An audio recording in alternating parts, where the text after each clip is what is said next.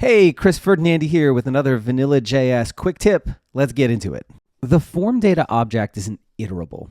You can loop through it using a for-of loop.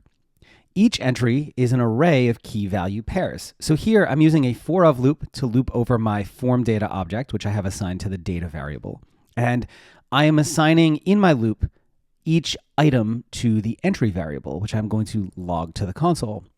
If we jump over to the browser, you can see that each item in that FormData object is an array that contains two values. The first is the name property for the field, and the second is its value.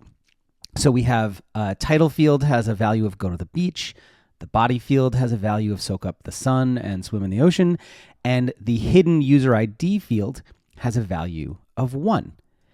You can also use array destructuring to assign the key and value to their own variables. So rather than having an entry variable here, I have my array destructuring with key and value, and I'm going to log these individually into the console. And if we jump over and reload, you can see now we have title, go to the beach, body, soak up the sun, and user ID 1. So it provides just a slightly nicer way to split those up if you'd like to. If you like this video, please don't forget to like and subscribe and maybe even share it with someone else who you think might enjoy it.